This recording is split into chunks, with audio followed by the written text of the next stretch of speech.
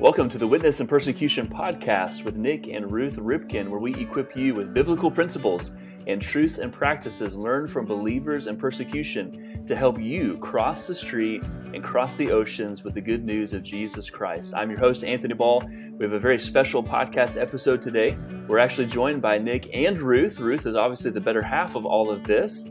And we have a special podcast episode because we, a few weeks ago, asked our listeners and asked our followers on social media, will you give us your questions? What would you ask Nik and Ruth? Life, ministry, whatever it is, we wanted to hear from you and have you give us your questions. And so today, we're going to spend an episode having Nik and Ruth answer your questions that you have given to them. And so I'm excited to hear what you have asked and what Nik and Ruth want to answer and the wisdom that they're going to give us today. So Nik and Ruth, welcome to the show. How are you both doing today? Thank you. And just to make sure we clear something up, there's three of us talking, and still Ruth is the better half of the three of us. All right. I don't know if that says a lot. Yeah. It does. I don't know if that says a lot for her or us. If she's 50% of three of us, that's a whole lot more than being 50% of two of us. It drives the percentage of Nik and I down further and further and further. Where we ought to be. where we belong. Exactly. Yeah. But we have more places. We can climb higher than she can. She has further to fall. We have further to climb. Exactly. There's no further lower that she can go. But all right. Oh man, well I'm excited about this. This is going to be good. And Nik and Ruth, we got really good questions from our listeners, and I think that you're going to be able to speak to a lot of people who are probably dealing with some issues now. We've got even some questions from the field that I think you're going to be able to provide some great wisdom on. And so I'm going to go ahead and get into the questions if you're okay with that. And I know that we're going to be anxious to hear what you have to say, but let me give you the first question that we got from our listeners. And I have a feeling this question is probably coming from the hearts and souls of a lot of people in America and in the West. I think I've probably asked this question myself, but the question is, can I, in my comfortable Western church, develop the same radical devotion to Christ? I'm assuming they're referring to the believers in persecution that you teach about and share the stories of. Can I, in my comfortable Western church, develop this same radical devotion to Christ? Yeah, I think if they understand the depth that they're coming from, in that the two biggest hindrances to the kingdom of God is racism and consumerism. I've said before, and Ruth certainly heard me say it a lot, is that I grew up so poor that I heard my father say and my grandfather say, I'd rather be poor and go to heaven than rich and go to hell. And when I got to Africa, my number one adjustment wasn't language, wasn't culture, wasn't the food, it wasn't anything but if I have, and Ruth and I gave our boys and I provided for my wife adequate shelter, adequate food. We could drive, a couple hours to medical care. She homeschooled, and I provide that clean water and all of that stuff. I realized within the first couple of years, I'm in the top 5% of the richest people in Africa. And I am the rich young ruler that Jesus commands to go out and sell everything that I have and come and serve him. And for the most part, what your listener needs to understand is that, let's put it this way. When believers in persecution come to America, and Ruth and I keep up with 10 of them, after 10 years approximately, only one of them is still practicing their faith in America. And they've got scars on their back from being beaten. They have calluses on the wrists and ankles from being chained. They have emotional, physical scars that clearly demonstrate they were willing to die for Christ and then somebody rescued them and brought them to America. Hmm. And a couple things happened. They looked at the commitment of Christians around them and said, "This is the Christianity I was willing to die for." But they also would say things like, uh, it, uh, "Why would I sell everything to find the pearl of great price when everybody has a bucket of pearls? And why would Hmm. I need to go and sell all that I've got to buy the field that I discovered a treasure in when I already own houses and fields?" And so again, racism and consumerism, materialism, are the two biggest hindrances to the kingdom of God. And that defines the American church, that is a multi billion dollar industry. And the cost of seeing Muslims come to faith is less than $10,000, I think, per Muslim. And the cost for every American baptized is 2 or 3, $4 million. It's way Hmm. up there when you look at all the buildings and property and possessions and salaries and things of that nature. And so, but the answer still is yes, absolutely yes. But it's a matter of choice. It's a matter of obedience. It's Hmm. a matter of determining that my coming to Christ gives me the opportunity to share Christ with others. And, and, and when I watch someone else give their lives to Jesus, because Ruth and I or others shared a Christian witness with them, when we watch their lives change, it authenticates our own walking with Jesus, and it Hmm. authenticates our own faith to see somebody else changed. But the opposite is true. The less that you see lives changed, and you're just sort of surrounding yourself with institutional Christianity, denominational Christianity, and you're not seeing families come to Christ and people baptized that have never been to church, it's very difficult to authenticate your faith when you don't see it being reproduced in others who were so far from Jesus. And so the answer has to be yes. And I'll let Ruth chime in here a little bit. And then, Anthony, since you're the one that lives in America, actually, and we're still getting used to it. Hmm. Maybe you'll chime in, but Ruth, what would you say? Well, I think it has to be a yes because Jesus commands us to take up our cross and follow him. And so, whether Hmm. we're living on this side of the globe or alongside our brothers and sisters in persecution, we all have that command to pick up our cross and follow. And yes, it may be comfortable, but that doesn't mean you have to stay comfortable.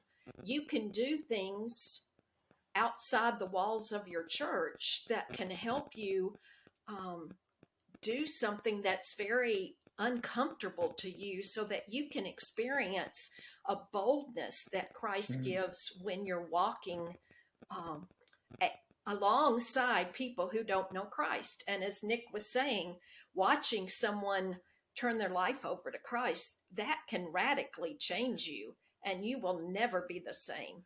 We know that Hmm. Jesus had a house or apartment separate from his parents when he started his ministry, but he had to borrow somebody's donkey to ride in in the victories parade into Jerusalem, Hmm.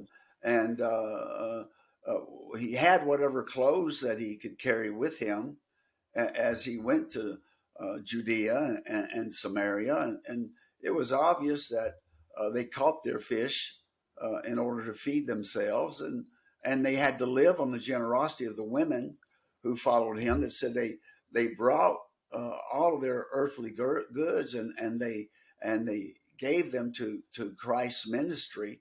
And so I think when I described America the way I didn't do so to be ugly, but to let people know it's a hard job. Hmm. When people are begging you to tell them about Christ, and they're coming to Christ literally by thousands in some of the places we've served.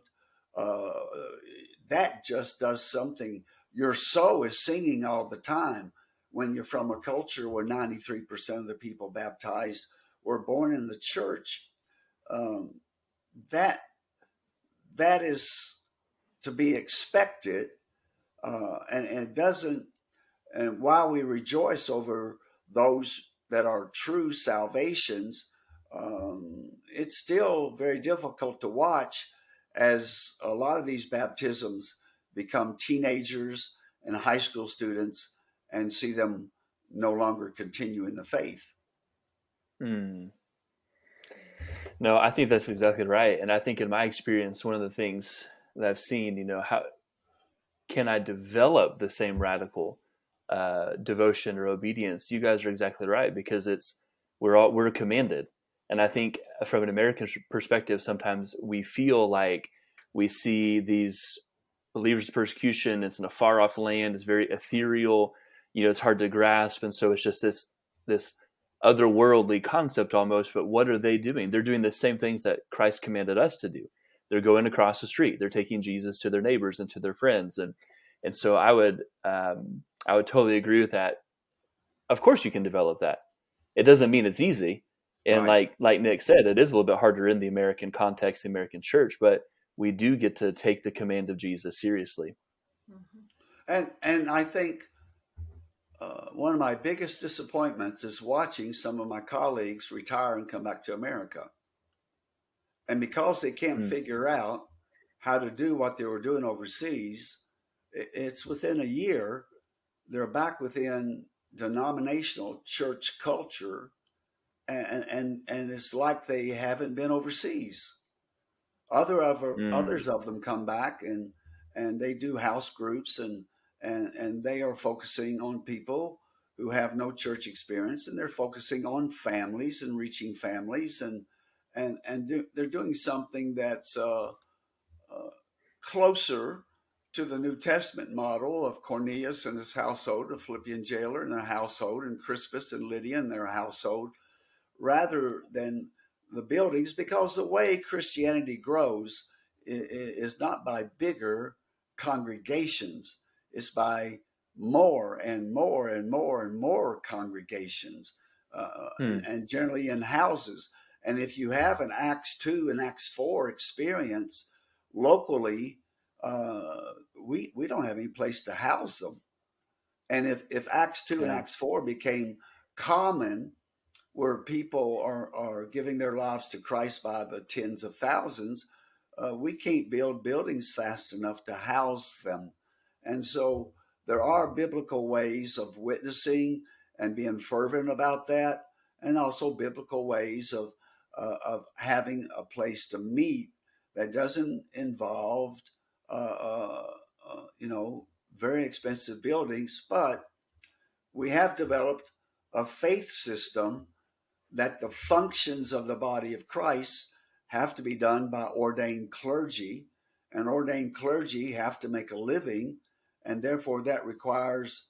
I think I heard somewhere that it generally takes a congregation of 100 to 150 to pay for a full time pastor, and then Mm. to add others after that, you're looking at significant numbers just to meet the needs of Christians as far as buildings and budgets, buildings and property and whatever it is that we mortgages that we pay the bank.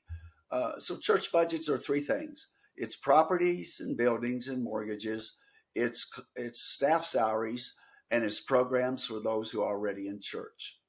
That's Mm. 95 cents. And then usually a nickel goes to the nations.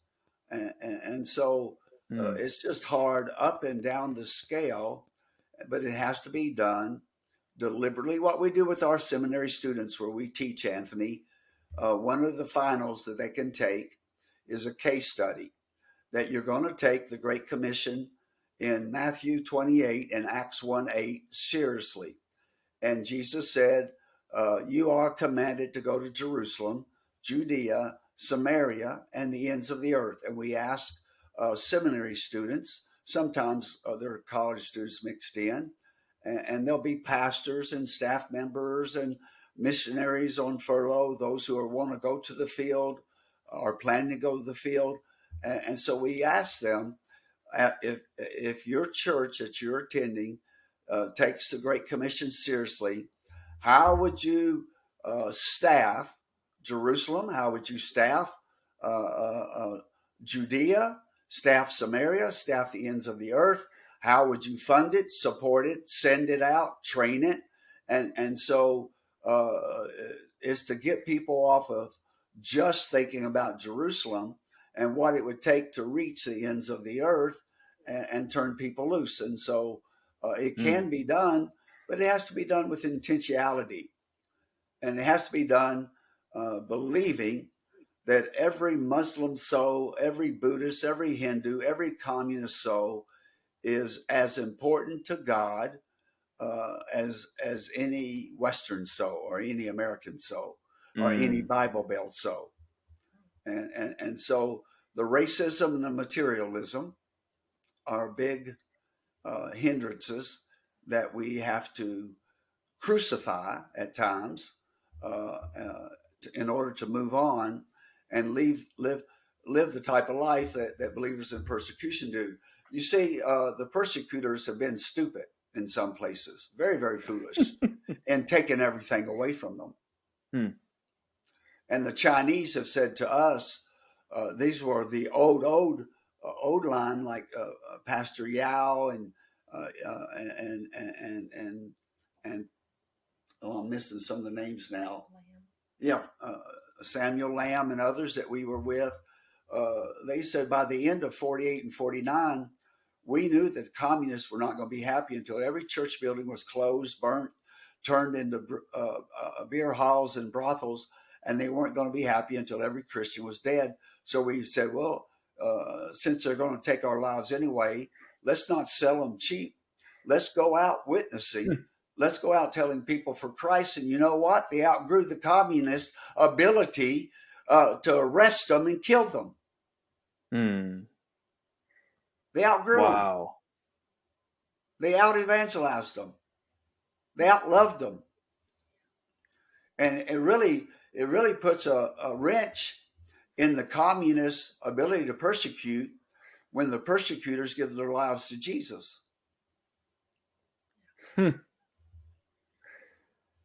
That's incredible. That's incredible. No, I mean you're exactly right. And again, it's just that principle of just taking that first step with Jesus, and that's what believers in persecution have taught us. That you just be faithful to what Jesus has commanded you to do. And I think we can tell our listener who sent in this question, and just keep going, keep taking those steps, keep being obedient, keep doing what Jesus has commanded you to do. And that I would say, from an American perspective, that's pretty radical in some of our churches. But And always take others with you, because people come to mm, Christ when they meet someone their age and their gender who's in Christ. And so as you go to families, take someone like Ruth and I with you. We'll take young couples with us, with young children, mm, older children. We want singles to go with us, men and women, because when we go to families, that's the makeup of that family. And so when they hear and experience the love of Christ and hear the Bible stories from different age groups and from both genders, it makes them write themselves into that story. mm, And people will buy in when they watch what God's doing in your life and they see his blessings. And others from your church who are just, you know, biding their time will say, "Hey, I want that," and then they'll start joining you. And that's when the church really does take on the mantle that of what she's supposed to be doing. mm. I love that. Let's go on to the next question. We got a few more to get through. The next question, I think this actually also comes from a listener overseas as well, but they ask, what is your top advice to maintain a strong marriage on the field? What is your top advice to maintain a strong marriage on the field? Well, I'm going to let Ruth answer from her side. From my side is marry Ruth and, and take her as far out into rural Africa as I can, and I get better looking every year when I'm there's very few people like me around, uh, and I will tell you, well, you know what, I had forgotten. Uh, Guys ask me this question all the Uh-oh. time, and I say, before you go to the field, or if you're on furlough, buy some presents for your wife that you can give to her on birthdays, on Valentine's Day, and special days. Buy some things, even intimate wear. Buy that and give that to your wife, but buy special things and do that secretly. And then when you have those times when it's just you or things get hard, uh, uh, giving your wife gifts, and I love giving my wife gifts, but Hmm. but it just it not only makes her know that I'm thinking about her at the moment, but it makes her understand that I was thinking about her 3 years ago, or Ah, four yeah. years ago when we were on that furlough. Now I have a big problem, Anthony. Everywhere I go in this world, I buy Ruth gifts. I buy anniversary presents and Christmas presents and birthday presents, and I bring them home and I lose them. He I hide hides them, them. and I can't you, remember. you And forget where you hid them. she finds them when we move to somewhere else. So a whole lot of good that one did me. That's What you need very to do is you need to wrap them and then tell her where you hid them and say you can't open this for 6 months, but I don't want you to forget where I hid it. No, I don't want but her to know I bought them for her, but that but he has a problem. Wrapping gifts is not his gifting. yeah. But I wait till somebody's visiting and have them wrap them for me if I remember It's- where I put them. I think that's why Amazon does so well on the. They'll send something as a gift. Yeah, that's right. Yeah, rural Africa is sort of slow on Amazon when we went out. So I what can't would you say, imagine. Mom? I think one thing I would say is um, make make it an adventure. That the two of you are on an adventure, and each day is a gift. Um, don't get tired of loving your husband or vice versa, but do Mm. things together that allow you to minister together, but also have fun together, and make your children, especially if you have children, part of that adventure, and always making plans. And when you're tired, don't say things that you regret. Be cautious how you, because Mm. it can wear you down, and you'll say things that you might snap and say things, and so bite your tongue sometimes. Make sure you do a devotions together. Make sure you pray together. Those are things that are very, very important. One of the things I love about my husband is I love to listen to him pray. And I have loved this from Mm. the day that I met him. And when I hear him pray, I hear his heart. And that allows me to connect also to him and to his Lord. And I get to experience that. So praying together, doing life together. And many of you know for many weeks we would be apart. So spending time in prayer, even when we're apart, knowing our routine of praying before we go to bed at night and praying in the mornings. Those were important to Mm. continue for myself, but also for our boys. They needed to know that this was something Dad expected of them. And as Dad would go off into Somalia or around the globe, our boys would step up and they would continue the process of being the men of the house and protecting me and taking care of me and helping me and Mm. doing all those things that they'd watch their dad model. And I know we've all said it before, but the best way you can teach your children about marriage is to allow yourselves to love each other in front of them, so they Mm. see you loving, they see you at doing life together. And I think that's been a thing I hope that we have gifted our boys with. Mm. I find when I've had to be gone for weeks at a time, sometimes months at a time, that's not the times it's hard to keep my marriage fresh, because there's always coming home and celebrating that.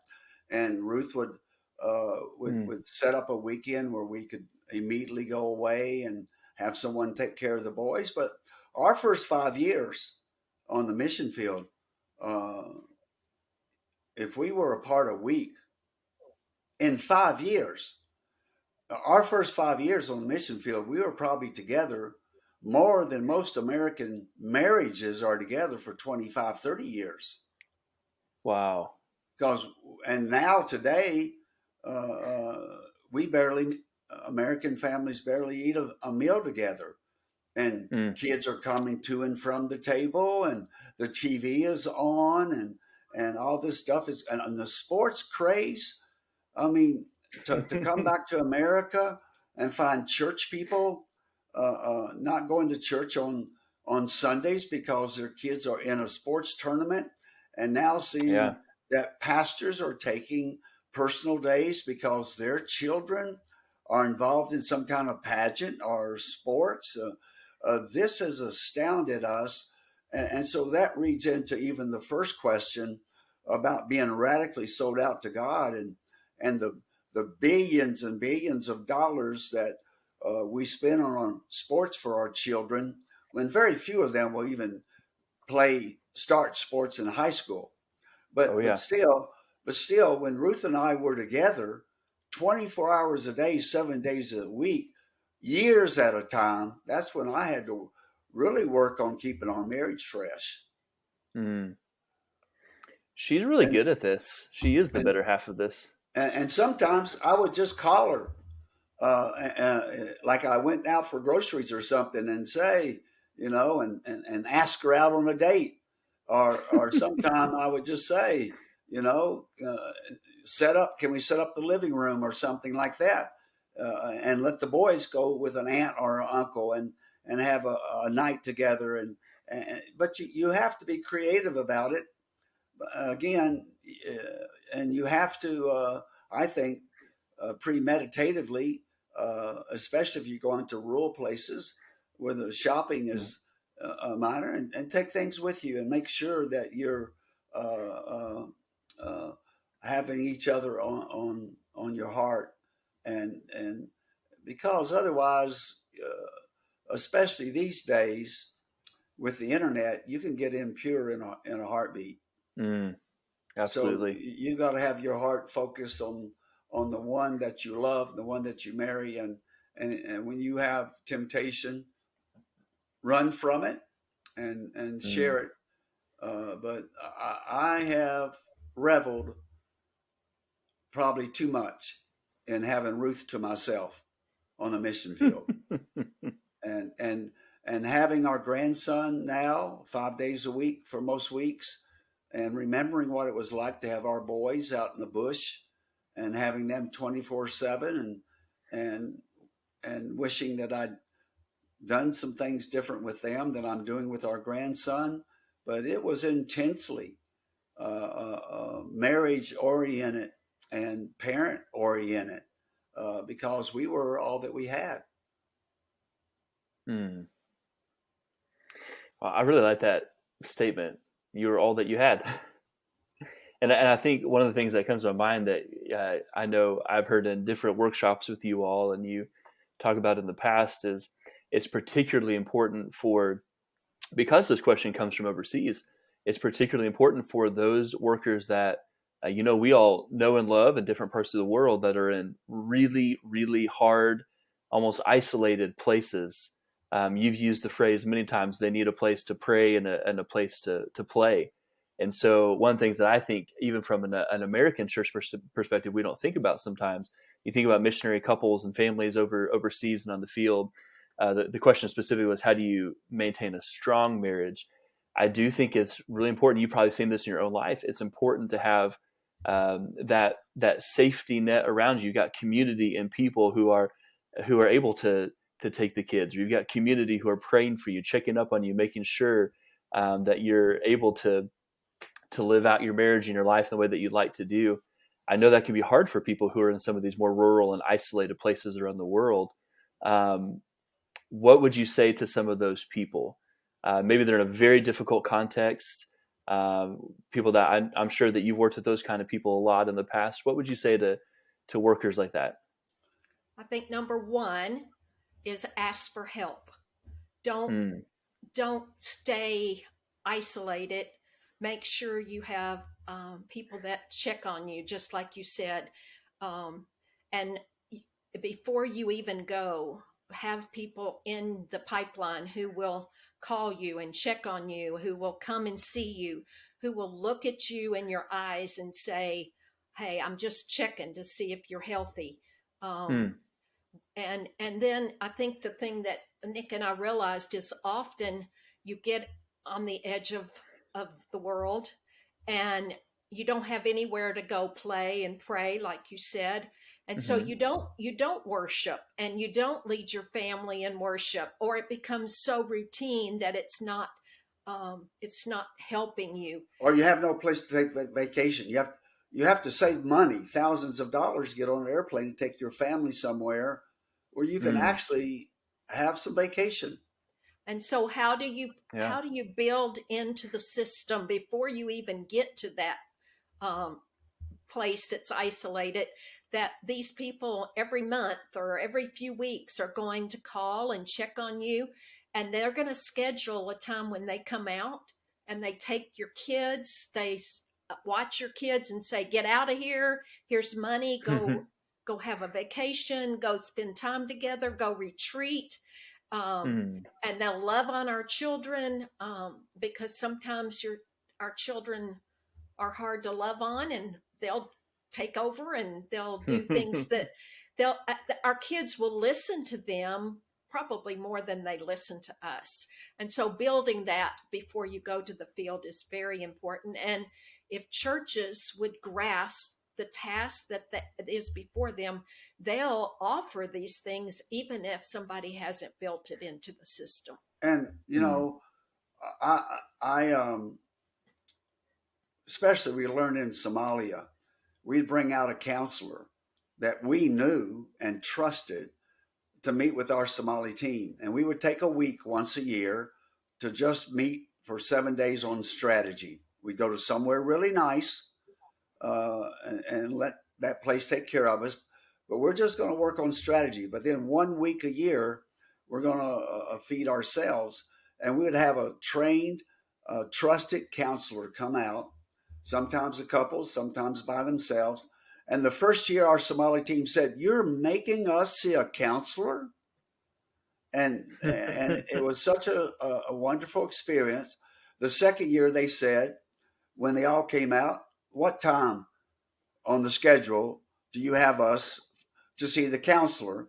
And the third year, they came out and said, "Get out of my way. I've got to get to the counselor." And they just knew that they deserved it. But and then one counselor said to me, you know, they were very they don't tell us anything that's confidential.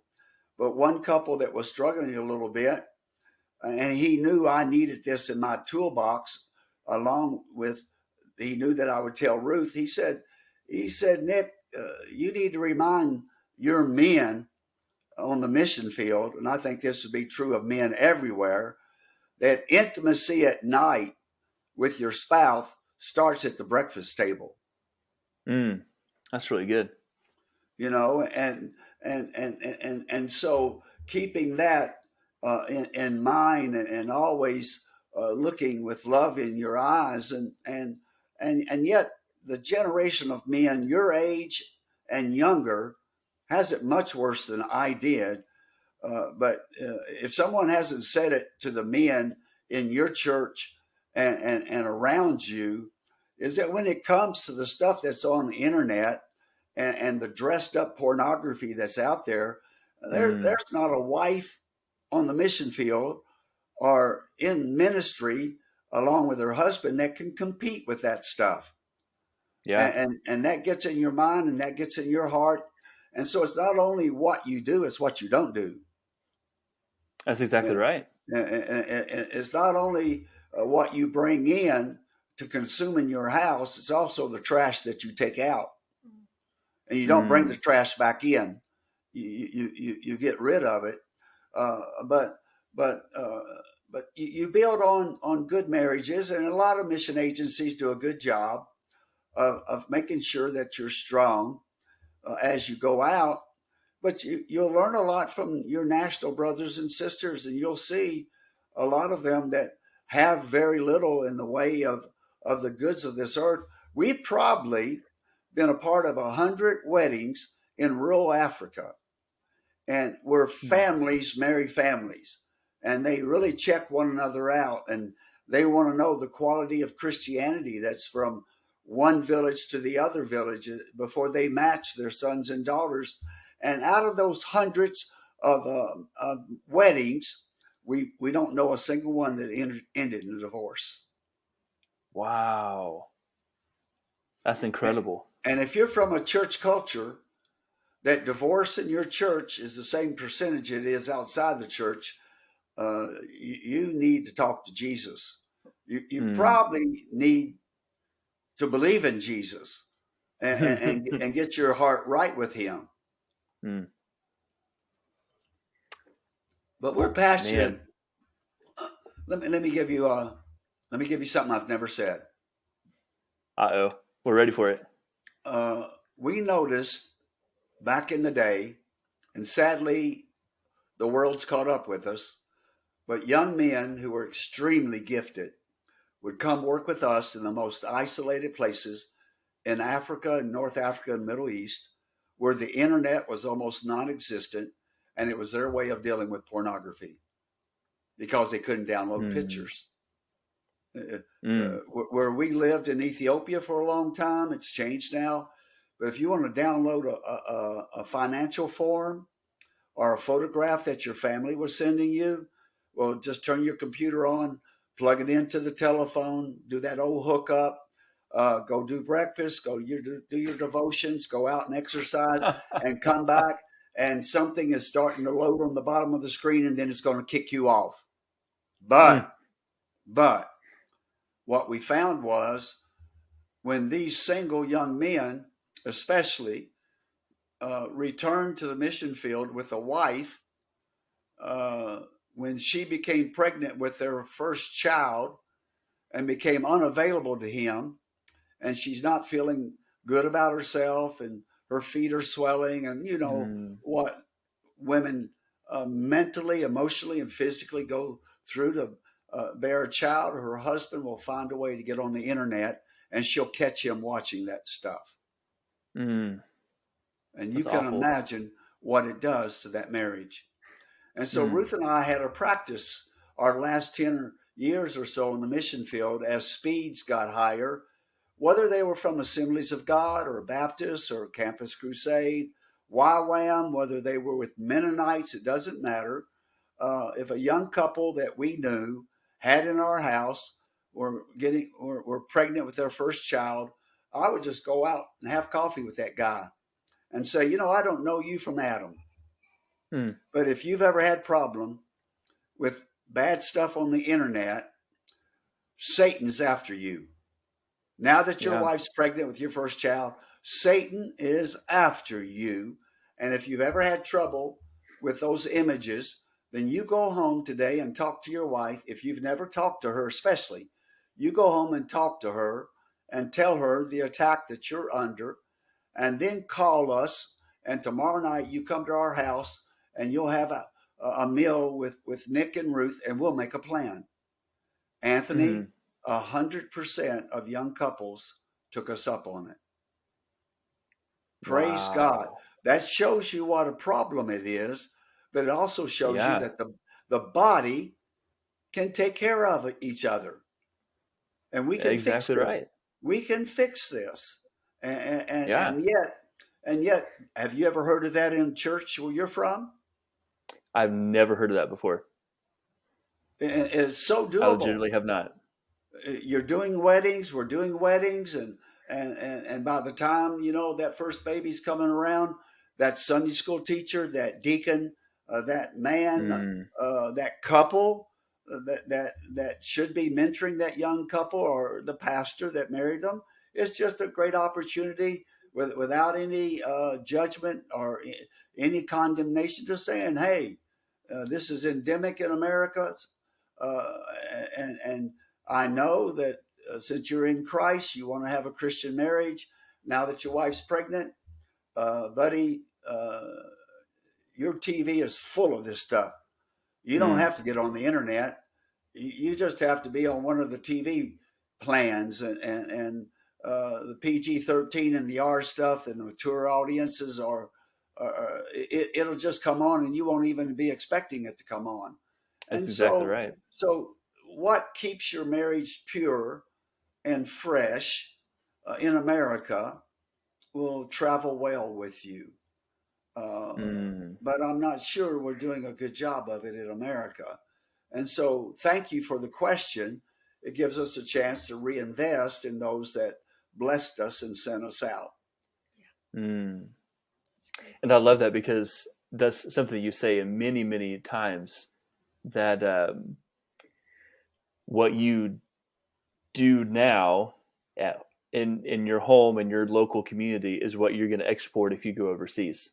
Right, Right. Across the board, whatever the principle it is, if you do it now, right. you'll export that when And you go part of the overseas. problem we've got with young couples are quitting on us because they're FaceTiming with their parents and friends in the States every night for 3 or 4 hours.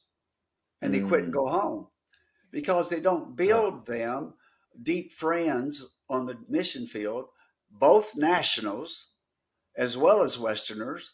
And they don't cut the cord with mom and dad or with mm. their local church. And they're all telling them, you're doing too much, it's too hard, Yeah. Come home. come home. And, Oh man. and they're always asking us, and then young missionaries are asking their children, what do they ask them? Which do you like better, America or where we live in now? Well, Oh no. you Don't don't give a child that kind of choice. Your children will take their um, feelings about where they live their from their self parents, image. their self-image from their parents, Exactly. and parents who are confident in who they are in Christ. Those are the children who do well. Parents who are constantly giving them choices. Uh, well, we'll be going home. What's your favorite thing to do when we get to America? Then all of a sudden, we're raising children who are always looking beyond to the next trip home, to the next trip to America. And that's really hard for our children. Mm. Kids, the workers that stay are those who learn the language and have local friends. But the Mm. workers that really stay are the ones whose children learn the local language and they have local friends that I are their love best that. friends. And it's not brain surgery, it's just that um, part of the problem is, and it's not one of the questions that were written in, is that a lot of times when we come home from overseas, churches want you to do a drive-by shooting. They want to give you a Sunday morning, maybe 30 minutes. It used to be 45 minutes to an hour. Then it shrunk to 45 minutes. Then it shrunk to 30 minutes. And now sometimes it's even that. So how do you Even less pass than that. along? Huh? Even less than that. Even less than that. How do you pass Mhm. on what God has been teaching you?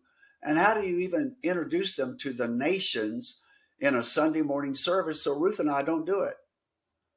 We rarely will go anywhere for a Sunday morning service because we don't want to cheat the body of Christ that sacrificed for 35 years to send us out and allow us to do anything God asks of us among the nations. And so we really want, Mm. and it takes a long time to do, like what you and I, what you're leading us to talk about now. You can't do that on Sunday morning in a sermon. There's no way. No way. There's no way. Well, let's keep going to questions, because I was going to say you should write a book about what you just shared, all that. But one of the questions from our listeners is, are there any new books in the works? You've got 3. Are there any new books in the works? Well, I've described this past week a children's book. Uh, no, it's going to be more a children's book, but it'll go and cover uh, the children, say, that are 8, 9 years of age up till 12 and 13 years of age, because especially in Eastern Europe and China, places like that, the government does horrible things in schools to the children of Christians and religious Mm. leaders. And so I think that might not be a very long book, but it'll be an illustrated book on what it's like to be made to stand in the middle of of your gym in middle school with your principal and administrator standing beside you, and he leads the entire school to make fun of you because you're the children of the pastor or the Mm. leading local Christians. What is it like to be made to stay after school and go to the principal's office, and round the walls of the principal's office are the administrators and your teachers, and they're ridiculing you because your daddy and mama are Christians, or your dad's the pastor or a Christian leader. What would our children do if they were the only Christians in their school, and the Mm. leaders of the school led their friends and others to make fun of them? Wow. And then I've got a book in me that I probably will write the day publish right before I die, because it's I've got here a list of stories that missionaries never tell. Every missionary kid, every missionary has airplane stories. They have toilet stories. They have funny stories of underdressed people in the village, or all this kind of stuff that goes on. And we've got some of the funniest stories on earth, but people don't expect it from the Ripkens. But we're probably going to write a book on the things that missionaries will never tell you. We're going to tell them. I love that. I don't want to wait that long. So I'm going to need you to write that sooner, actually. Mm. Yeah, well, it's going to be a lot of fun. Even calling some of my friends and say, what are the stories you've always wanted to tell, but you always couldn't or were afraid to? I'd like to tell that story for you. Names have been changed to protect the innocent, right? Yeah, well, I mean, it's just like after dealing with the persecuted church, we can keep people safe. Yeah, exactly. Yeah, Exactly. yeah, I love the idea of a children's book, though. yeah. I don't think I know of anything that is similar to that in the world today. I No. mean, there's books about missions and missionaries and things like that, but you're talking about really what does sacrifice mean, and how do you relay that to a child? Yeah, That's pretty and it's incredible. for parents to read with their children and talk about what if your faith cost you this? What if you were the only believers in school? What if your friends were made to make fun of you? And we've even got an example of a young girl here in the States at 5th or 7th grade that went through an experience like this and came out Mm, marvelously on the other side. And so I think it's just a way of introducing uh, believers, families that are, it's not just the pastor that's in jail or the evangelist in jail. That family is persecuted from the youngest child to the oldest. mm. Wow, I love that. So I won't hold you to any timeline or date, but I'm looking forward to both. But hopefully, in the quicker years to come, we'll be able to see some of those works. Um, this comes from, I think, someone who has been on the field before. How has so much transition affected your family life, or did it? Did a lot of the transition moving? I think you've said moved 26 or 27 times in the past. 38, 38. 38. 38 times. Oh man, I wasn't even close. How much did that transition affect your life, or did it? Of course it did, but I don't think it affected it um, in a negative way. I think it was a Hmm. real positive. And like I said earlier, it was always an adventure. I think we moved quickly several times where we had to just up and sell everything and move. And that's stressful, of course. Um, but it was always fun when we got to the new place and we learned our new rooms and we built, in one place, we even built a house. Mm. Um, Huh. and so that was really, really good for us. Um, the boys always seemed to find friends to play with, and we would always try to walk the neighborhood to see what was going on and where the shops were and where things were. So, yeah, I think some of the difficulties were when we moved and Dad was traveling so much. We were living in a more um, smaller part of Nairobi, and we ended up having to haul water because we didn't get water, and so that was difficult. But Hmm. like I said, the boys always stepped in and helped. When we lived in South Africa, we lived on a generator, and our oldest learned to fix the generator. He learned to fix Wow. the water pump because it never failed. When Dad would travel, things would break, and Of course. yeah. We had one time where we moved and I helped move us, but the moment we put the boxes in the house, there was a crisis in Somalia, and I had to go in for about a month, and she had to unpack the whole house and set it up. And for the Oh next no. 4 years, I couldn't find anything. I didn't know where anything was. I was lost Is in my that where it own house. started? That may have been where it started. But you know That's right. what, That's where it Anthony? began. Children feed off their parents. Hmm. And if the parents get all stressed out, which we do from time to time, and need to go to our children and apologize, that is really important. And just say, Hmm. I yelled today, uh, and I found in Africa, Anthony, in 38 years, in and out of sub-Saharan Africa, we never saw a child be spanked but one time. And that Really? we were driving in Malawi out in the bush, and all of a sudden our oldest son said, "Dad, look, look, look!" And in the way his voice was, I thought somebody was being murdered. And we looked in the distance, and a male, across a holler, and was spanking a child. It never happens. They never touch their children. They and then I found, and what Africa taught me, that most of the time when I spank my children is because I needed to. Hmm.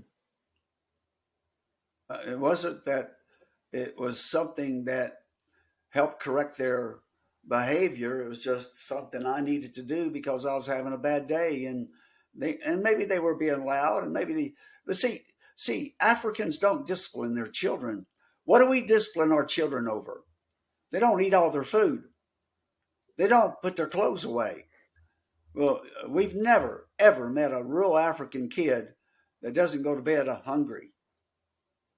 Hmm. And all these street urchins and boys and girls that are on the street and little girls that are at deadly risk, and they're going to eat everything they get. So and you never, when they wash their clothes in the rural places, they don't have clothes on because they have one set Hmm. of clothes. And if they have a toy, they made it. Or three or four of those boys got together and made a little car that pushes with a wire, or a hoop that they can row. And so we punish our kids because of the stuff we give them. Hmm. think That's very profound. think of all the things we discipline our children for. It's usually over is that they are not age old enough to handle the material wealth that we give our children, and they don't put their clothes away. They don't put their toys away. They they are disrespectful, and it's just that we don't do things with them, take them places, and spend that quality time with them, and we give them so much stuff they can't handle it. Mm. And they'd have to work for hours just to put their toys away and to fold their clothes and put them in the right drawer. In the places we lived for 35 years, we've seen a child punished one time by spanking because they don't have to discipline the children because they don't burden them with the stuff that we throw at our children. Mm. So I told my kids, I'm not going to give you anything else. No more Christmas, no more birthdays. I'm going to give you a Hot Wheel for Christmas and give you, a lollipop for your birthday or something like that. And they said, Dad, that's not going to work. But I hope you hear the seriousness and the truthfulness that Mm. generally we discipline our children because of the stuff that we give them. Mm. Well, and that goes back to the one of the very first things you said. That one of the greatest inhibitions of the Great Commission is materialism and consumerism. Yeah, Mm-hmm. yeah. Man, it affects so much more And than we realize. and I think that's something else with the transition, how that has affected me. Moving 38 times has I hope helped me realize I don't have to have all the stuff, because then Right. I don't have to pack it all and move it, which I'm there. Now, as grandma and probably grandpa and papa too, it's harder not to give stuff to our grandchildren, but we do set limits on it and how much we're going to spend. And so many people max out their credit cards for giving gifts when there's no model in the Bible for doing that. The only Right. gifts that were given around the after the birth of Jesus. Jesus was about 2 years of age when the wise men caught up with him, and they brought gifts of gold, frankincense, and myrrh, and that was given to Jesus. There's no evidence in the Bible that Christmas is about us giving gifts to each other. I'm sure I Mm. can find out where in history that started, but it is something that Christians have incorporated into their church life that's not biblical, not in the way that we do it. Mm. And that's going to remind all of our listeners that in a few weeks, Uncle Nick's going to do a Ruining Christmas podcast. I All hope. right. Don't scare you away. We've got a couple more questions, and then we'll be done. But this one I think will be very quick and very easy. The question comes in: do you miss living overseas? Yes. I this has been the hardest time for Ruth to have me as a husband because I have been miserable. But listen, Mm. it's all my responsibility. But we went from going to 80 countries and internationally just on the go and learning and being with God's people all over the planet to where we came home, ran smack into COVID, ran smack into two very serious back surgeries. So it's not just adjusting to America, which is hard enough. It's that we went Mm. from going 100 miles an hour in countries all over the world to not leaving our home and not even been Mm. able to get out and go to the churches that were, we have, as you know, we book speaking events a year and a half to 2 years in advance, and for almost 2 years we couldn't do any of those, and still now Right. health limits and what we can do. But coming back to a place that's 83% white, and haven't visited but one church that has a person of color in it. Coming back to the consumerism, materialism, and racism, and getting in. I'm sure pastors have left the ministry by the thousands Mm, because people fighting over masks and shots, and we come from a continent that's dying of malaria by the hundreds of thousands, and they can't even afford mm, an aspirin. And I can understand non-believers doing this, but I walking in and finding pastors leaving their churches because they thought they had a mature church, and seeing it fall apart over to wear a mask, not wear a mask, get a shot or not get a shot. And Ruth and I were not prepared for that. We mm, were, there was nothing in the support that we had received from churches and the love we received to prepare us to come back to the States, not only to the just the materialism and racism, but also just to the anger that is out there, and just praying that we can help bring down the temperature and help people focus on Jesus and his mission, and not getting caught up in secondary stuff so much. mm. Well, I think God certainly has opened up a door for you all to be able to give that example and that testimony. Probably maybe in um, such a time as this, and just the divide and the I don't even know what to call it, but the hostility between people, even over these last few years, that would be a hard thing to come back to the States and almost get kind of thrown into that culture. Just the regular American culture that's hard to adjust to from 35 plus years overseas, and then kind of that added component of just the division over these last couple of years. That would be really hard. Let me move on to another couple more questions before we finish. Uh, this comes from a worker on the field, and it's kind of a specific question, but I think you're going to be able to speak a lot to what the principles behind it, and I think this is going to speak to a lot of people in some areas that they are. But this listener wants to ask a question about church planting in a hard to reach country where new work, new evangelism is met with hostility by the established church.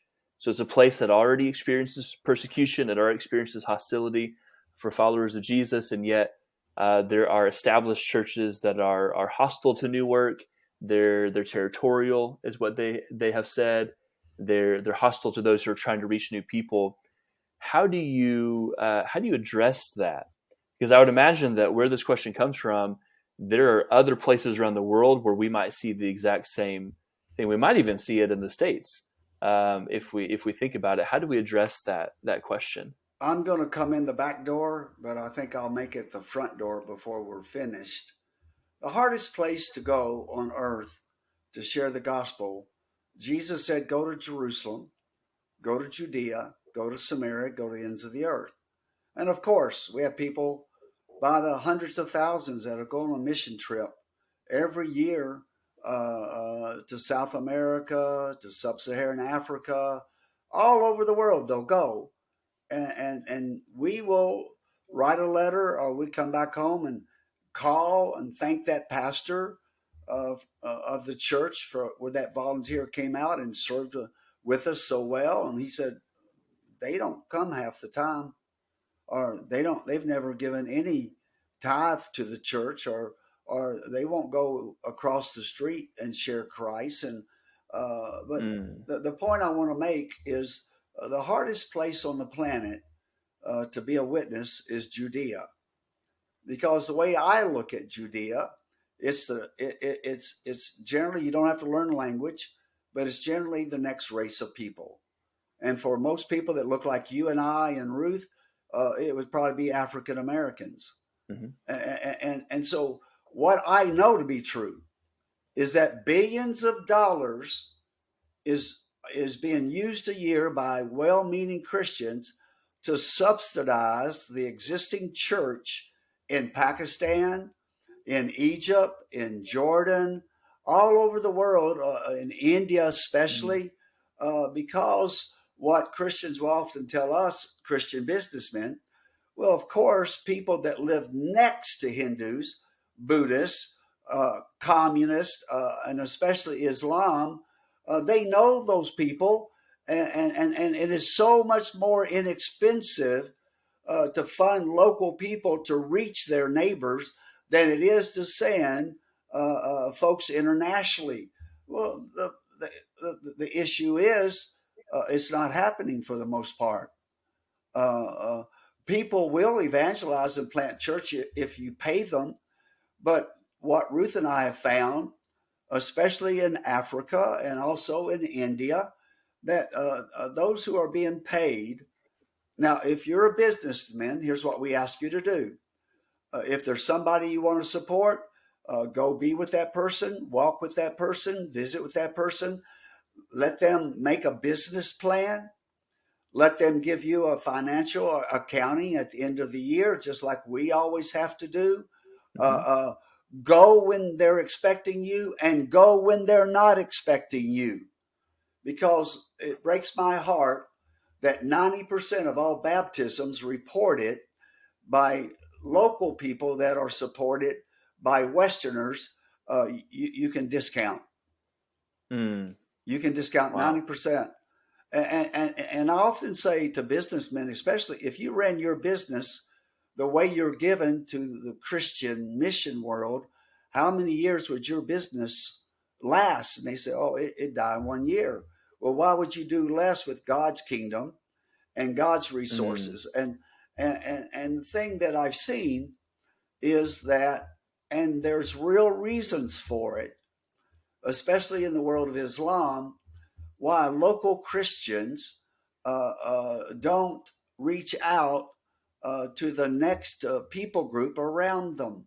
And of course, you have the racism bit, but generally, uh, uh, the historical church has been allowed to meet in buildings, has been allowed to have their seminaries, have been allowed to have their paid clergy, but when they leave the walls of that seminary and they leave the walls of the church and they start reaching people that were other races of people and other religions or no religion whatsoever, what the Mm. government will often do and the security police will go to that church and say, it's nice that you've got your building, that you've got a paid pastor. And of course, I've been paid all my life by churches, and it's nice that you've got property and all this.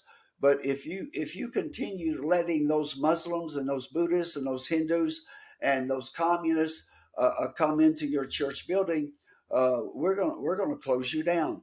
We're gonna take your Mm. seminary away from you. We're gonna take your church building away. We're gonna uh, uh, the persecutors, Anthony, love Mhm. love to have local Christians funded by outsiders because they can turn it off in one night. Mm.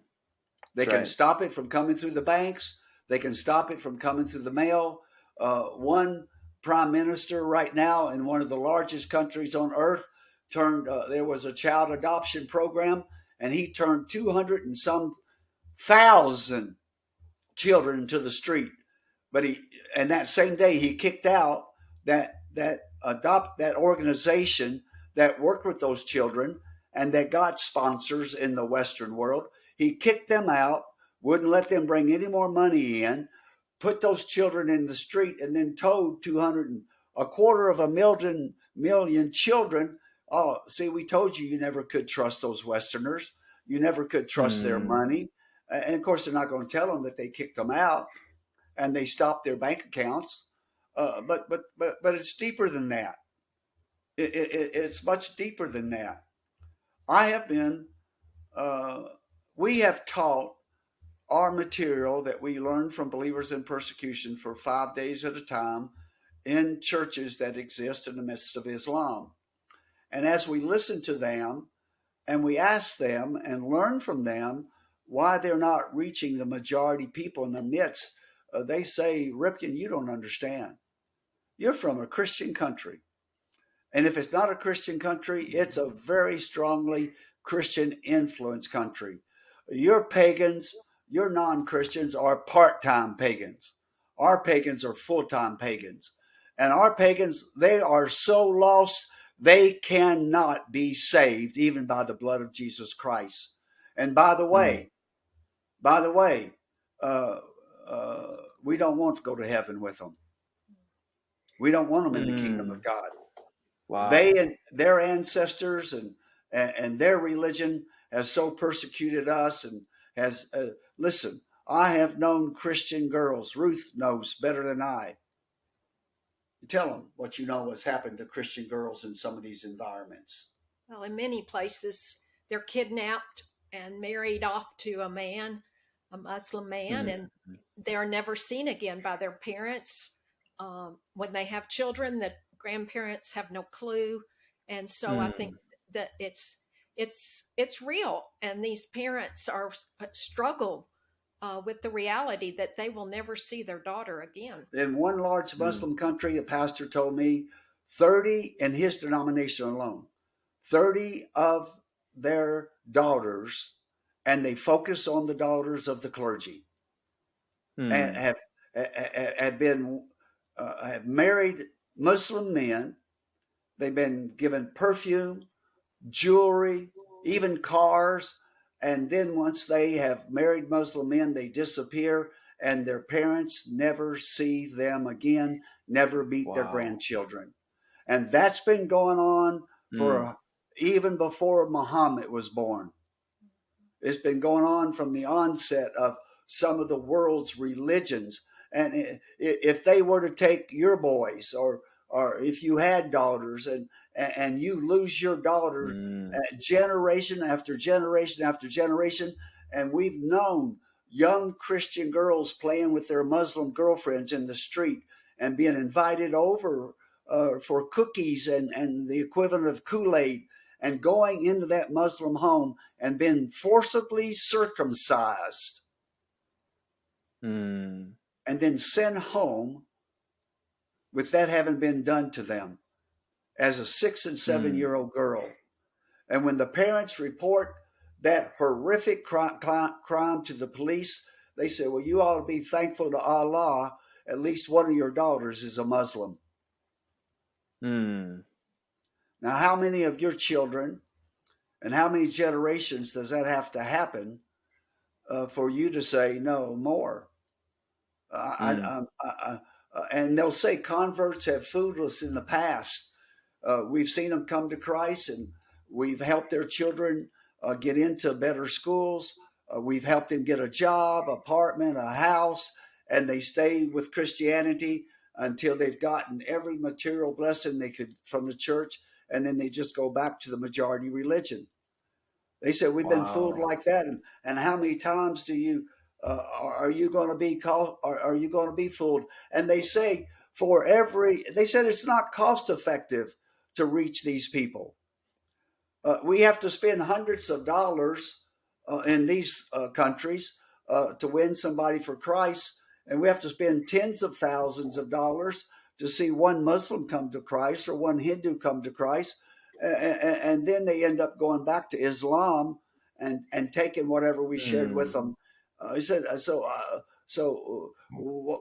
what you when you talk to us, Ripken, about reaching our neighbors and loving our neighbors, you don't know what our neighbors are like. You don't know what we've gone Mm. through as a church for all of these years, and the big thing is fear. It just is huge because they just know in one of the largest Muslim countries, it's infamous that if in your church building your toilet stops working, you have to get permission from the office of the president to fix it. Wow. Now that's going to really encourage you to reach the majority people living next to you. But the big one is this one. We've watched if 30 Muslim men come to Christ and come into the historical church, that many fathers inside the church will take their daughters and leave. Because even though that person is now a sincere follower of Jesus, it shames the Muslim family for him marrying a Christian woman, and it shames the Christian family for her marrying a former Muslim man. And the shame on both sides of that in different DNAs, different races of people they claim is just anathema to both countries. And then there's one that shocked me. When you're asking the majority persons to love the minority church, to love the majority people and bring them to Christ, they said, you don't understand. Ripken, you don't know squat. That it's only in the church that there's no glass ceiling. In society, we can't be the governors, the police chief, the prime minister, the president. We can't go to the highest places of the business world, the secular world, the sacred world, or even the political military. We can't do that. And now you're asking us to win the majority people and bring them into our churches, and they will become the majority. And where we've been the bishops and the pastors and the evangelists and the leaders in our churches, now we no longer will be the leader. Now, what I'm not going to say to them is this. They need churches for their own background. They need churches in their own language. They need churches that grew out of their own culture. Everybody deserves to worship according to their own language and their own culture. But we've all got to be willing to bring anybody and everybody in the house of God. What we call, and our mission boards support, is what we call indigenous church planting. That means they don't have to become Western, become a Christian. And they don't have to have a Western style building. But if you take that and you push it to the extreme, that they are required to worship in their own ethnicity, and they're required to worship in their own language, and they're required to worship in their own locations, that's what we call apartheid. So indigenous church planting, which is the norm for almost every mission agency that I know, if you push it to the extreme, it's apartheid. And I would say it's closer to that in Western world than we would care to admit. That's exactly right. That we care to admit. Now, people often ask Let me go to our... Oh, go ahead. Yeah, go ahead. Well, people often ask No, you go ahead. What is a funny thing or something that happened to you? And again, I think we're going to write a whole book out of this. But Ruth and I moved to our second country. We were learning Xhosa language. It has 3 clicks. The X click is formed in the back of your throat, like the C click. If you have a C letter, you put your tongue against your teeth and you go, and the Q click is like that. And so we're learning the language and we're learning the culture, and we've just moved out into a very rural area, and we're the first people of our color skin to move out there. And we have we built a house way out there, and then we were gonna they do this thing where they kill some sheep and the church gathers around you and they march around your house like they marched around Jericho, which I don't care for that image because you'd expect the walls to come tumbling down. Right.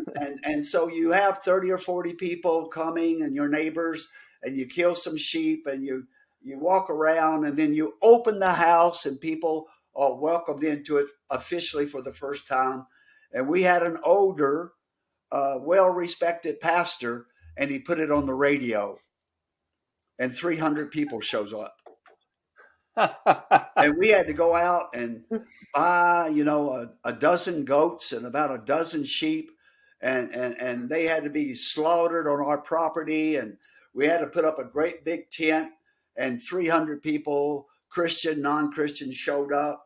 And by the end of the day, and everybody had walked through the house, and it was full of flies like you wouldn't believe, and and uh, and Ruth said, go to the store and get me some fly spray, and I didn't even know what we could buy at the small store, so I'm going to that small store to get what we could to kill the house full. I mean, we swept them up and shoveled buckets of flies out of our house. That's horrifying. And so I come out of the store, and this young lady that knows us as a Christian, they were from the youth group inside of South Africa that came and helped us kill the sheep and feed everybody and put the tent up and take the tent down. And they came running in the store because they saw my truck, and they said, she's dead, she's dead, she's dead. And when I got her to settle down, they had passed a couple of ladies on the side of the road, and one of them had been run over by a truck. And so I didn't get home. Ruth sent me for a 15-minute to 30-minute task, and I came home 3 and 4 hours later after taking them to the hospital and getting this lady operated on and arranging transportation to take her to the capital city. And Ruth just said, listen, there's just one little store there. And she said, just go to the store, be the first time ever, and get some sugar for me, and I'll bake a cake. And so I go to the store, and what they do, you don't go to the store and buy things off the shelf. You go and stand behind, in front of this great big counter that comes almost up to your chest, and you tell the young ladies or whoever's waiting on you what you want, and they'll walk through the store and get what you want and come and put it on the counter, and then you pay for it. You have to bring your own bags and everything, and there's no shoplifting, and they'll be able to manage their inventory. And so I went there, and I'm going to use my closer language because the young lady doesn't speak any English. And so she said, Ditella, can I help you? And I said, yeah. And I told her that my wife, unaweza kupeka iswe lekili. And the young girl screamed and ran away. And I thought, well, that's unusual. And another girl comes up and says, what do you want? And I said, Mimi nataka iswe lekili. And she screams and runs away. And I go through 3 young girls in that store, and I look up, and there's this older gentleman whose office was like 13 steps up above the store. And he comes sedately down the steps, walks up to the counter and says, Reverend Ripken, tell me what you want, and tell me in English. And I said, I've been just asking the young ladies that work for you for a bag of sugar so I could take it home and the wife could bake a cake for us. He said, well, sugar is Iswahili, and you've been asking for Iswahili. You added an LE to the word. Iswahili is sugar. Iswahili is a dead body. And he says, nobody has ever met you white people, and they wonder what you're doing in that house by yourself. What do you eat? How do you clothe yourself? And the first time you come buying something, you asked for a dead body so you could take it home for your wife to cook it. He said, you have terrorized my ladies, and he said it'll take them some time to get over it. Well, I have made worse mistakes than that, but I am not going to tell you that on the radio or podcast or anything else. It's really bad. Yeah. So that's the worst one I can tell you, and keep it clean halfway. So The others are going to be for the book that but you you know, publish the day before you die. when you got something in your head, it's hard to unlearn what you've learned. And Hmm. the construction guys that were part of the ones teaching me the closer language on purpose would teach me the bad words on purpose. And I used some of them around the Baptist director, the local guy, and he says, Nick, our teenagers in all of our black churches in South Africa, they love it when you preach because you have the most colorful language. But he said the problem is you're going to have to start checking some of the words that you use with us before you use them, because you're using curse words in the pulpit. But when you truly barefoot the language, construction people particularly, and even business people will just use that in everyday language, and you don't know it for what it really is. And so asking to Right. buy a dead body so that Ruth could cook it and serve it to our family, that went throughout that small town that night. And I would walk by people and they just look at me and start laughing. Or I mean, I would too. I'd walk by them and they'd say, Iswele Keely, dead body, dead body, dead body. So you've got to have, if you lose your sense of humor, it's one thing to tell a joke, it's the other thing to be the joke. Yeah. Oh, aren't you so glad that they were a little more gracious than a lot of other cultures would be for that kind of Oh, mistake? yeah. They were very gracious. We've had friends say Oh things my to gosh. Arab men about their daughters and do the same mistake, and it was a killing matter. It could have been. I can't even imagine. They could Oh write, man. yeah, Well, you should write a song about that. I can't imagine. I can only imagine. I Oh, can yeah, only imagine. that's already been written. They even made a, I they even made a movie of it.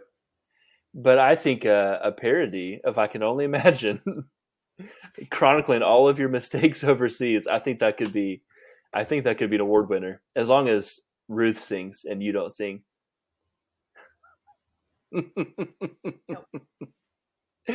Well, Nick and Ruth, I want to thank you for your time. This has been an amazing time answering questions from our listeners, and I know for a fact that they are going to walk away with a lot of really good information. A few things not to do when learning language and culture, of course, but also a lot of really good things to do from Scripture. Ministering, being obedient, going overseas, living life where you are in whatever location God has had you. So thank you for your time today. And we'll do this again sometime soon. But thank you so much for your time. Thank you so much for being just an example and being willing to hear questions from our listeners and give us honest and transparent answers about how we can navigate life as we follow Jesus. We're obedient to the Great Commission. So thank you both so much. And Ruth, thank you again for being with us and being our better half today, or better 75%, I guess, is really the number. Thank you. Yeah, you're getting with the program finally. Of course. I never said I wasn't a slow learner, so. Well, thank you both, and thank you to our listeners. You've been listening to Witness and Persecution with Nik and Ruth Ripken. If you would like more information about our ministry, including how to support our ministry and finding more resources, you can go to www.nikripken.com. Again, you can go to www.nikripken.com for more information about our ministry and ways that you can support Nik Ripken Ministries.